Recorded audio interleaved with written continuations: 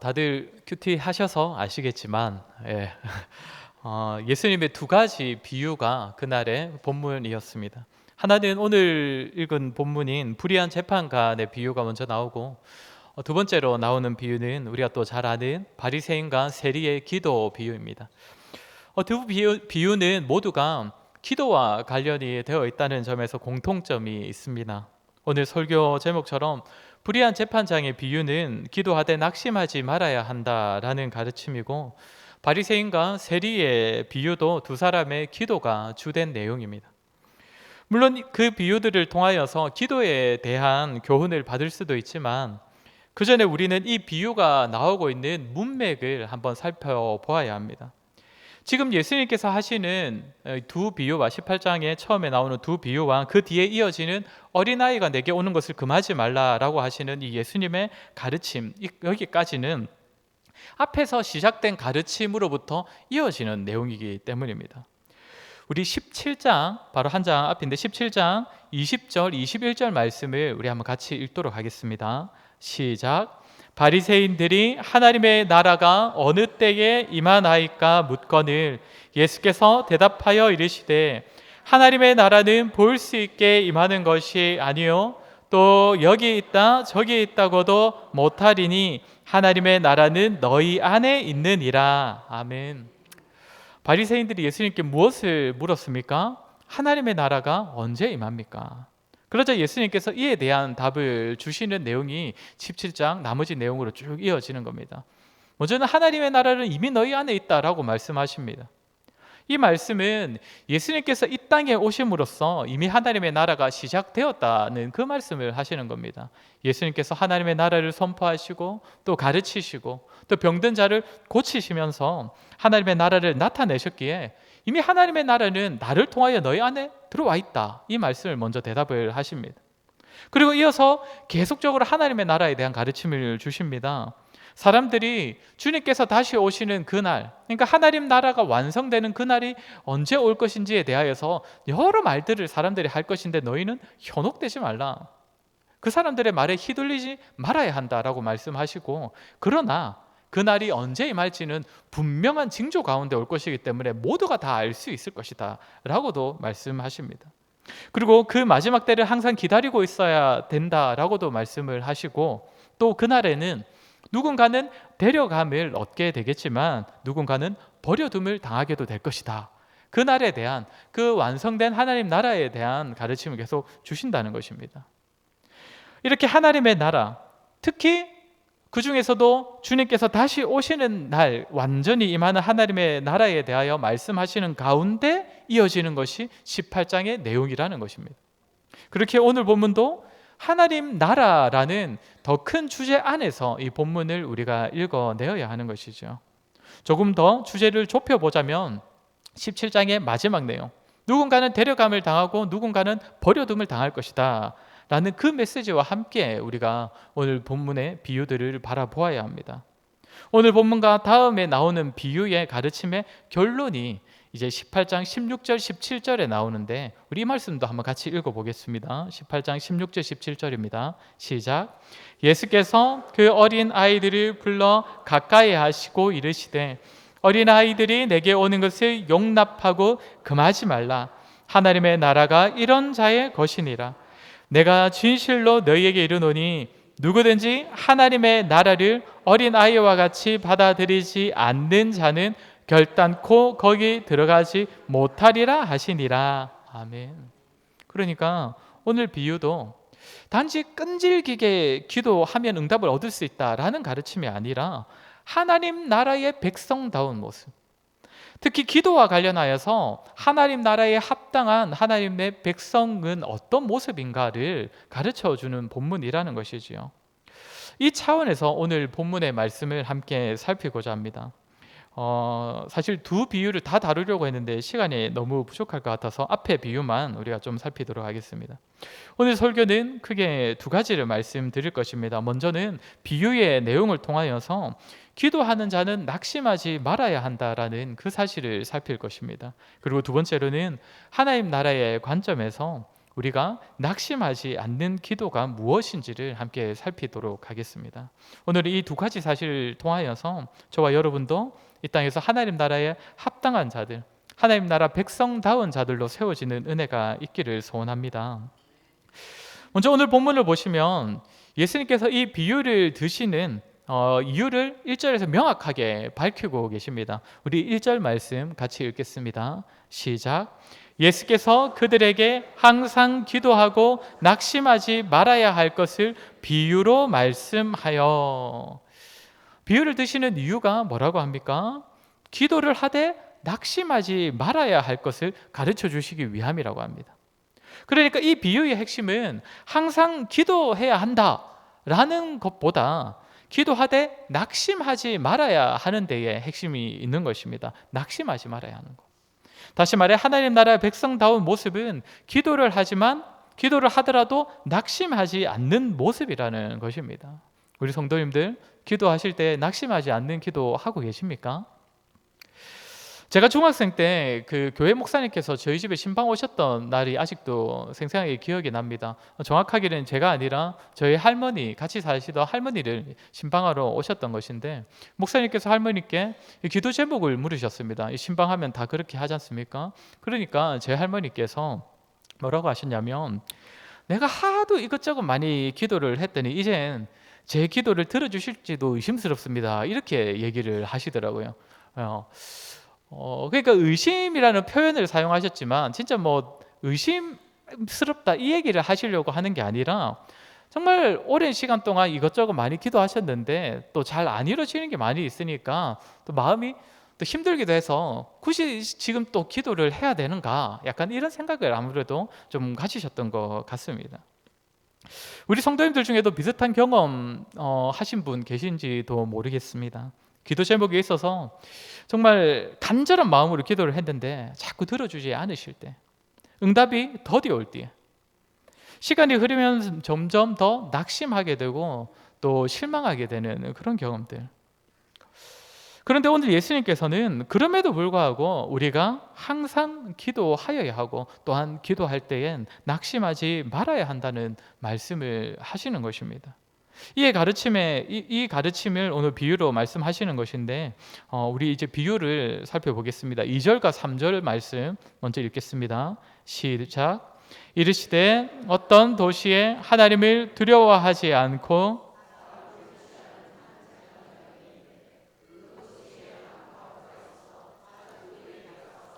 내 원수에 대한 나의 원한을 풀어줘서 하되. 한 재판장을 예수님께서 예를 드시는데 그 재판장이 어떤 사람인지를 또 말씀해 주십니다. 정확하게 뭐라고 표현하고 있습니까? 하나님을 두려워하지 않고 또 사람에 대하여서는 무시하는 재판장이라고 합니다. 그래서 우리는 흔히 불의한 재판장 이야기라고 말을 하지요.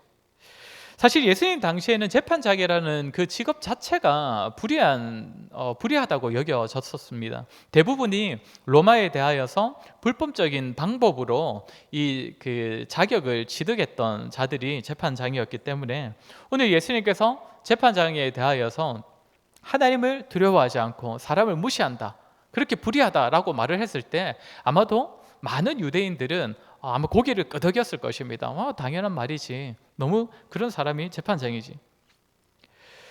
그런데 3절을 보면 이런 재판장을 찾아온 사람이 있는데 누구라고 합니까?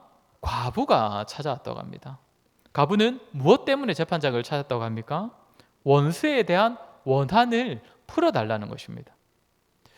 그런데 과부가 원수 때문에 재판장을 찾아왔다라는 이 내용을 그 당시 배경과 함께 이해를 하면 내용이 더 분명해집니다. 이 당시 과부는 재판장을 직접적으로 찾아올 수가 없는 존재였습니다. 아시다시피 여자라는 존재가 그 시대에는 굉장히 무시받던 시대고 과부는 더더욱 그랬지 않습니까? 그래서 본래는 과부가 재판장에게 할 말이 있을 때에 그 과부의 가장 가까운 남자가 대신하여서 재판장을 찾아가 주어야 합니다. 그의 아버지가 될 수도 있고 그의 형제가 될 수도 있는데 아무튼 가까운 남자가 대신 송사를 해 주어야 한다는 것이죠. 그런데 지금 이 과부는 어떻게 합니까? 자신이 직접 재판장을 찾아온 것입니다. 왜 그랬겠습니까? 그럴 수밖에 없는 위치라는 것이죠. 그럴 수밖에 없는 상황이라는 겁니다. 무슨 말입니까? 자신을 대신 위하여서 대신 재판장을 찾아갈 줄 만한 남자가 주변에 아무도 없다는 것입니다. 철저히 홀로 된 힘없는 과부라는 것이지요. 게다가 지금 과부가 말하는 이 원수는 아마도 당시 서기관이었을 것입니다.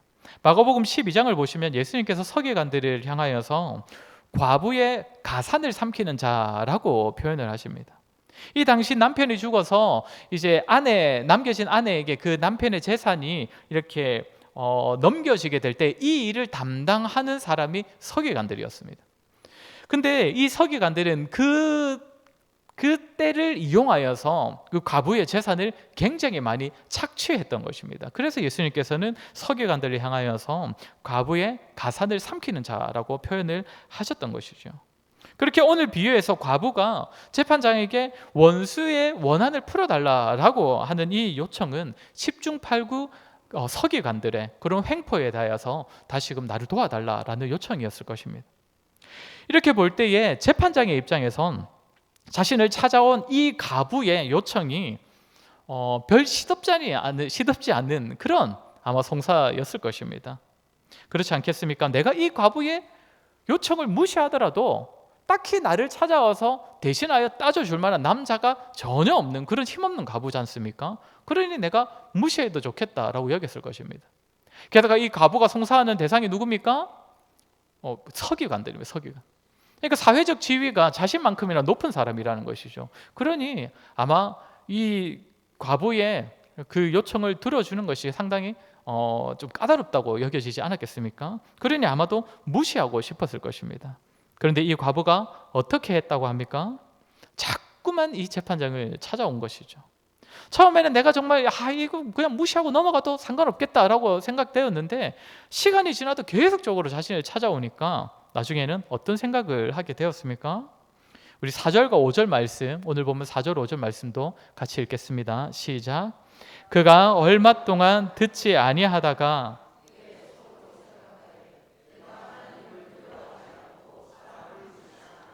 이 과부가 나를 번거롭게 하니 내가 그 원한을 풀어주리라. 그렇지 않으면 늘 와서 나를 괴롭게 하리라 하였느니라. 재판장이 하는 말이 무엇입니까? 내가 하나님도 두려워하지 않고 사람도 무시하는 자이지만 이 과부가 계속적으로 나를 찾아와서 나를 번거롭게 하니까 들어줘야 되겠다는 생각을 한다는 것입니다. 여기서 번거롭게 한다는 말은 귀찮다는 의미가 아니라 안 들어줬다가는 나에게 수치가 될 것 같다라는 의미입니다. 여기서 번거롭게 하다라는 말의 그 원어를 살펴보면 눈밑을 계속적으로 친다라는 뜻이라고 합니다. 눈밑을 계속적으로 친다. 눈밑을 계속적으로 때리면 어떻게 되겠습니까? 제 중학교 선생님 중에서 이 아이들을 혼날 때 항상 이 눈밑에 살을 살짝 이렇게 꼬집는 분이 계셨는데 이 눈 아래 살이 굉장히 그 약한 살이라고 하더라고요. 그래서 살짝만 꼬집어도 굉장히 아프고 또 약해서 쉽게 멍이 드는 그런 살이 눈밑 살 아니겠습니까? 근데 눈밑을 계속 때리는 거예요. 그러면 어떻게 됩니까? 사람이 멍이 들겠죠. 그러면 이제 아마 그 사람에게 굉장히 수치스러운 부끄러운 일이 되지 않겠습니까? 마치 과부가 계속적으로 찾아오는 과부의 이런 송사를 내가 무시하면 마치 그런 일이 벌어질 것 같은 것입니다. 뭔가 나에게 수치가 될 것 같으니 그러니 재판장이 뭐라고 하는 겁니까? 이 과부의 원한을 풀어줘야 되겠다라고 생각을 하게 된 것입니다. 이제 예수님께서 이 비유를 말씀하시고 교훈으로 이제 가르침을 주시는데 우리 6절 7절 말씀 같이 읽겠습니다. 오늘 보면 6절 7절입니다. 시작. 불의한 재판장이 말한 것을 들으라. 하물며 하나님께서 그 밤낮 부르짖는 택하신 자들의 원한을 풀어주지 아니하시겠느냐?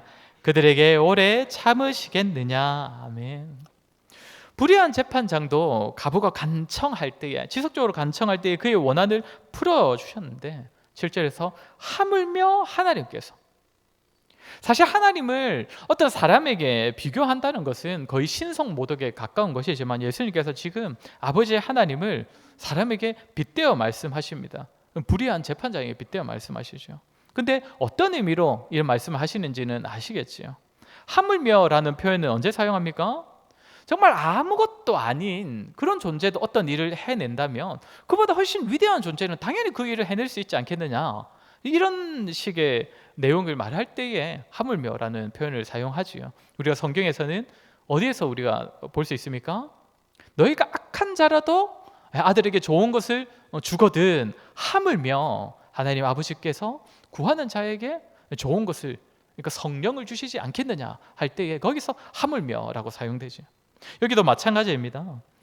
이 하나님도 두려워하지 않고 사람도 무시하는 이 불의한 재판장도 과부의 간청에 못 이겨서 그 요청을 들어주는데 하물며 완전히 의로우시고 또 공정한 재판을 하시는 하나님께서 우리의 간청을 들어주시지 않으시겠느냐라고 예수님께서 말씀을 하시는 것입니다. 자, 이것이 오늘 예수님께서 비유로 가르침을 주시는 내용인데, 예수님께서 이 비유를 왜 들으신다고 왜 이 비유를 가지고 말씀을 가르쳐 주신다고 했습니까? 기도하되 낙심하지 말아야 할 것을 가르치기 위해서입니다. 그러면 지금 우리가 이 비유를 살폈는데 우리가 기도할 때 왜 낙심하지 말아야 합니까? 불의한 재판장도 과부의 그 요청을 들어주는데 하물며 우리의 좋으신 아버지 되시는 하나님께서 우리의 기도를 안 들어주시겠느냐? 하나님 아버지께서도 반드시 우리의 기도에 응답해 주실 것이니 낙심하지 말라는 것입니다.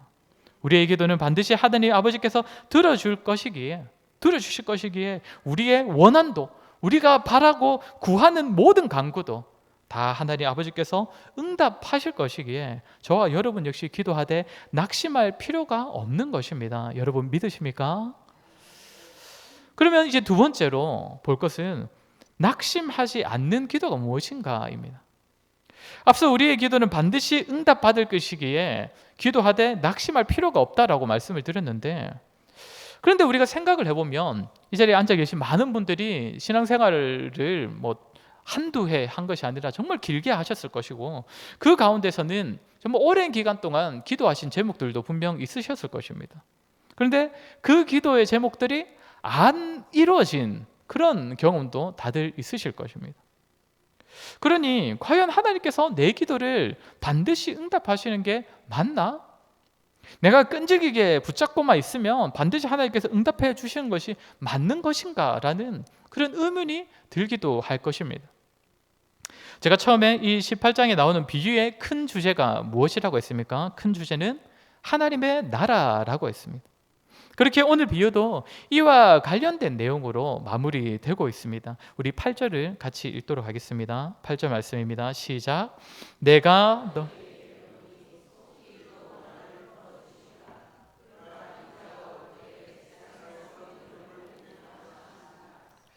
인자가 올 때에 세상에서 믿음을 보겠느냐라고 말씀을 하십니다. 여기서 말하는 믿음은 어떤 믿음을 말하겠습니까? 앞에서 계속 우리가 보았던 기도하되 낙심치 않는 그런 믿음을 말하는 것이죠. 그런데 인자가 올 때에 세상에서 이런 믿음을 보겠느냐라고 말씀을 하십니다. 이 질문이 어쩌면 굉장히 비관적으로 들리기도 합니다. 지금 이 말씀은 마지막 날에는 이렇게 기도하되 낙심하지 않는 믿음은 찾아볼 수도 없을 것이다, 이런 의미가 아니라 기도에 대한 우리의 초점을 바꿔주는 그런 질문입니다. 무슨 말이냐면 많은 성도들이 기도할 때에 무엇에 주목을 합니까? 과연 내 기도가 응답될 것인가? 언제 응답을 받을 것인가? 기도 시간이 길어질수록 더더욱 거기에만 주목하게 되지 않습니까? 과연 하나님께서 내 기도 들어주실 것인가? 그러나 하나님께서는 우리의 기도에 있어서 무엇을 더욱 주목하신다는 것입니까? 이 믿음이 있는가를 바라보신다는 것입니다. 아버지께서 반드시 응답하실 것이기에 낙심하지 않고 항상 기도하는 그러한 믿음이 있는 자인가를 더욱더 주목하신다는 것이죠. 그런데 이 믿음을 찾으시는 때가 언제라고 합니까? 인자가 오실 때라고 합니다. 그러니까 예수님께서 다시 오실 때에 그 믿음을 찾아볼 수 있는 것인가? 이 표현은 예수님께서 다시 오시는 마지막 그 날이, 그 시점이 믿음을 찾으시는 그 시점이라는 의미가 아니라 이 믿음이 응답받는 때가 언제냐를 말해주는 겁니다. 이 믿음으로 기도했던 그 기도가 응답받는 때가 예수님께서 다시 오시는 날이다 라는 의미입니다. 다시 말해 우리가 기도할 때에 낙심하지 않는 믿음의 기도를 드려야 하는 것은 우리의 모든 기도와 간구가 예수님께서 다시 오실 때에 완성된 하나님 나라에서 남김없이 응답받는다라는 의미이기 때문입니다. 그러니까 정리를 해보면 우리가 드리는 모든 기도는 반드시 응답받을 것이기 때문에 결코 낙심하지 말아야 하는데, 오늘 예수님의 가르침에 따르면 그 응답은 다시 오실 주님의 날에 반드시 성취되는 것이기에 그때에는 우리의 간구가 반드시 응답받을 것이기에 낙심하지 말아야 된다는 가르침입니다. 여기서 우리는 사실 기도가 무엇인지에 대해서 다시 한번 생각을 해보게 됩니다. 왜냐하면 지금 내가 하나님께 기도하는 제목들, 내가 기도할 때에 하나님께 내 필요한 것을 구하고 또 내 어려움들을 해결해 달라고 기도하고 있는데, 이 기도에 대한 응답이 지금 당장 이루어지는 것이 아니라 다시 오실 주님의 날에 응답받는 것이라면 내가 지금 기도하는 것이 무슨 의미가 있는가라는 생각이 들 수도 있기 때문입니다. 그렇지 않겠습니까? 내가 지금 기도하는 것이 지금 이루어져야 하는데 나중에 이루어진다면 그것이 나에게 과연 무슨 의미가 있는가? 오히려 낙심하고 낙심 안 하고 이걸 떠나서 기도할 필요가 있는가? 이 의문이 먼저 들 수도 있을 것입니다. 우리가 다시 비유로 돌아가서 기도의 의미를 한 번 더 살펴보도록 하겠습니다. 오늘 예수님의 비유를 다시 보시면 기도를 정확히 무엇에 비유하고 계십니까? 기도가 어디에 비유되고 있는 것 같으십니까? 원한입니다. 원한. 오늘 보면 3절에서 나의 원한을 풀어주소서, 5절에서도 내가 그 원한을 풀어주리라, 7절에서 원한을 풀어주지 아니하시겠느냐, 8절 그 원한을 풀어주시리라. 그러니까 오늘 이 비유에서 원한을 풀어달라는 간청이 기도이고 원한을 풀어주시는 것이 기도 응답이라는 것이죠. 그럼 여기서 말하는 원한은 무엇인가? 사실 좋은 감정 상태는 아니지요, 원한이라는 것은. 그런데 원어 성경, 그러니까 헬라어 성경을 보면 여기서 말하는 원한이라는 단어는 정의, 공의를 뜻하는 그 단어에서 시작되는 단어입니다. 그러니까 앞뒤를 조금 자르면, 원한이라는 헬라어에서 앞뒤를 조금 자르면 정의, 공의가 된다는 것이죠. 그러니까 정의라는 의미가 원한에 깔려 있다는 것입니다. 우리가 우리말로 사용하는 이 원한이라는 말도 사실 자세히 잘 생각해 보면 정당성, 정당함이 배경으로 깔려 있을 때 그것이 원한입니다. 서로가 잘못해가지고 서로가 갈등을 일으키고 싸우다가 안 좋은 감정을 가지게 되는 그것은 미움이지, 그것은 사실 원한이 아니거든요. 원한이라는 말의 참 뜻은 나는 정당하지만, 나는 아무 잘못이 없지만 내가 힘이 없어서 내가 스스로는 뭘 어떻게 해볼 수가 없을 때에 가지게 되는 뭔가 그 억울한 마음, 그 마음이 원한입니다. 그러니까 정당함이 배경으로 깔려 있는 것이 원한이라는 것이죠. 헬라어는 그래서 아예 정의라는 단어에서 이 원한이 시작되는 것입니다. 그러면 여기서 기도로 비유되는 것이 원한을 풀어달라는 간청이라면 기도에도 무엇이 배경으로 깔려 있어야 되는 것입니까? 정당함이 배경으로 깔려 있어야 한다는 것이죠. 올바름이라는 것이. 올바른 기도가 드려져야 한다는 것입니다. 그리고 이렇게 정당하고 올바른 기도가 응답받는 기도라는 것입니다. 특별히 주님께서 다시 오실 때에 반드시 응답받는 기도라는 것입니다. 주님께서 다시 오셔서 하나님의 나라를 완성하실 때에 응답받는 기도는 올바르고 정당한 기도여야 한다는 것이죠. 또 이렇게 말씀드리면 내가 평소에 하는 기도, 돌아보면 뭔가 개인적인 필요를 위해서 기도하고는 그런 기도는 아주 수준 낮은 기도이고 하나님의 나라를 위한 올바른 기도가 아니었구나. 그래서 내가 응답을 못 받은 것이구나. 그래서 나는 기도하다가 맨날 낙심했구나. 그래서 이제는 하나님의 나라를 위한 기도만 드려야겠다. 우리가 주님께서 가르쳐 주신 기도에서도 뭐라고 합니까? 나라가 임하시오며 라고 기도하는데, 그래서 무조건 하나님 나라가 어서 오십시오, 어서 오시옵소서, 막 그런 기도만 해야 그것이 참된 기도고 올바른 기도고 응답받는 기도구나, 이렇게 생각하실 수도 있는데 결코 그렇지 않습니다. 사랑하는 성도 여러분, 예전에도 한 번씩 말씀드렸던 것인데 우리 하나님 아버지께서는 지금도 하나님 나라를 이루어 가고 계시는데, 하나님 나라를 완성하시기 위해 섭리하시는 그 가운데 교회와 성도들을 사용하십니다. 여러분 믿으십니까? 이거는 제가 자주 말씀드렸던 겁니다. 하나님께서는 하나님 나라를 이루어 가시는데 저희들을, 그리고 교회를 동참시켜 주십니다. 그러니까 저와 여러분, 또 우리 교회가 하나님 나라를 위해 현재 쓰임받고 있다는 것입니다. 그런데 우리 자신도, 또 우리 교회도 이 땅에서 완전한 존재가 아니지요. 연약함이 있습니다. 육체의 연약함도 있고요, 마음의 연약함도 있습니다. 사람과의 관계의 어려움도 있습니다. 그렇게 하나님께서 우리를 통해 일하실 때에 어떻게 일하십니까? 이 땅에 심으신 성도와 교회의 그 연약함들을 채워가시면서, 때로는 그 연약함 자체를 그대로 사용하시기도 하지만, 많은 경우 그 연약함들이 채워지고 어려움들이 해결되고 상처가 회복되는 그 과정을 통해 일하십니다. 우리에게 그런 일들을 행하시는 가운데 저와 여러분을 통해 하나님께서는 자신의 나라를 이루어 가신다는 것입니다. 이렇게 볼 때에 우리가 우리의 자신의 연약함과 부족함을 위해 드리는 기도는 어떤 기도가 되는 것입니까? 그것 역시도 하나님 나라를 위한 기도가 된다는 것입니다. 이 땅을 살아가는 성도의 기도는 하나님의 나라가 이루어지기를 바라고 소망하는 가운데, 그 나라가 나를 통하여 이루어져 가기를 바라는 가운데, 그 일을 위해 내가 더욱더 헌신하고자 하나님의 도우심과 돌보심을 덧입기 위해 드리는 간구가 기도라는 것입니다. 그렇게 성도 여러분, 우리 자신이 이 땅에서 성도로서 성도답게 살기 위해 하나님의 나라를 위해 살고자 할 때에 돈이 필요하다 싶으시면 돈을 구하시면 됩니다. 물질을 구하는 것이 결코 속물인, 속된 그러한 성도의 모습이 아닙니다.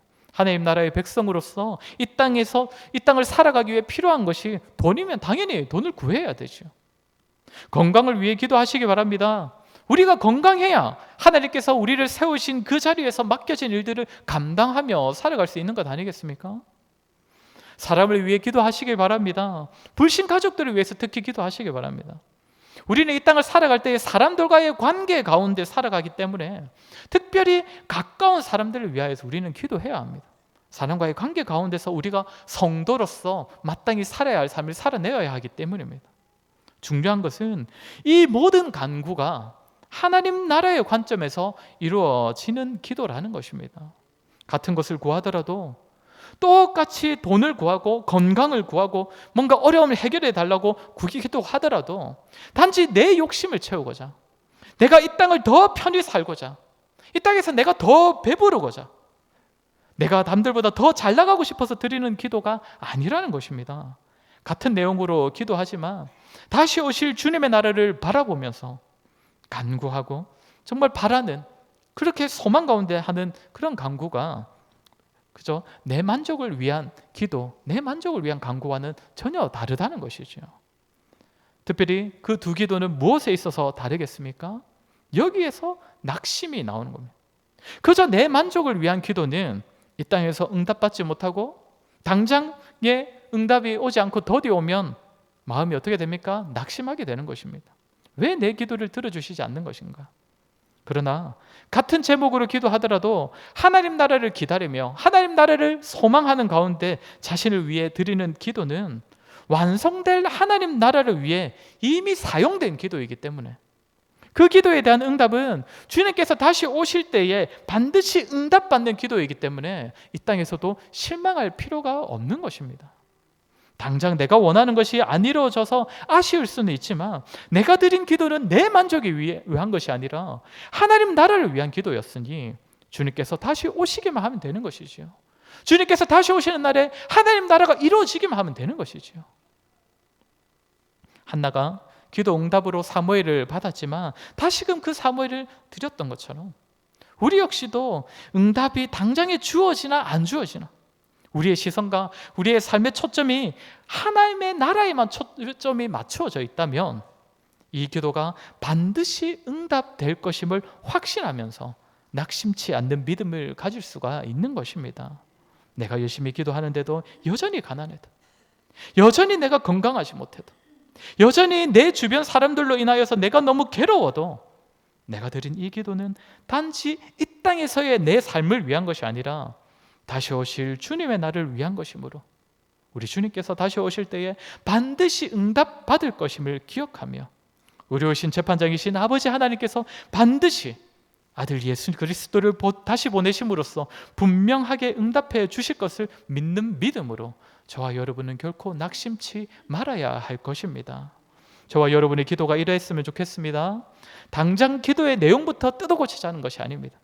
시선을 바꾸자는 것입니다. 기도를 하더라도 하나님 나라의 백성으로서 그 나라를 바라보시면서 그것을 위해 지금을 기도하시라는 것입니다. 그때 우리는 이 땅에서의 기도 응답의 여부를 떠나서 결코 낙심하지 않는 기도를 할 수 있을 것입니다. 저와 여러분 주님께서 찾으시는 믿음, 항상 기도하되 낙심치 않는 기도를 하심으로써 이 땅을 하나님 나라의 백성답게 살아가시는 그러한 저와 여러분 되기를 주님의 이름으로 간절히 소원합니다. 이 시간에 말씀을 기억하며 같이 한번 기도했으면 좋겠습니다. 저와 여러분은 낙심하지 않는 기도를 드리고 있습니까? 아니면 그저 눈앞에 보이는 상황과 당장 나에게 필요한 것들만을 쫓아서 또 그것이 주어지지 않을 때 쉽게 낙심하고 실망하는 그런 기도 생활을 하고 있지는 않습니까? 우리 시간 같이 기도할 때에 하나님 우리에게 믿음을 더하여 주셔서 저희의 시선을 주님 다시 오실 날에 완성될 그 하나님 나라를 바라보는 가운데 이 땅을 살아가게 하여 주시옵소서. 하나님께서 우리를 통해 이 시대 정말 이 땅 가운데 하나님의 나라를 세워가심을 기억하면서 그 일에 쓰임받기에 합당한 저희가 되게 하여 주시옵소서. 우리가 돈을 구하고 건강을 구하고 일이 잘 풀리는 것을 위해 기도하더라도 우리의 마음을 잘 살펴서 오직 하나님 나라의 백성답게 그 나라가 속히 임하기를 소망하며 바라는 저희들이 되도록 믿음 더하여 주시옵소서. 우리 시간에 들은 말씀을 기억하며 같이 한번 기도하도록 하겠습니다. 기도하겠습니다.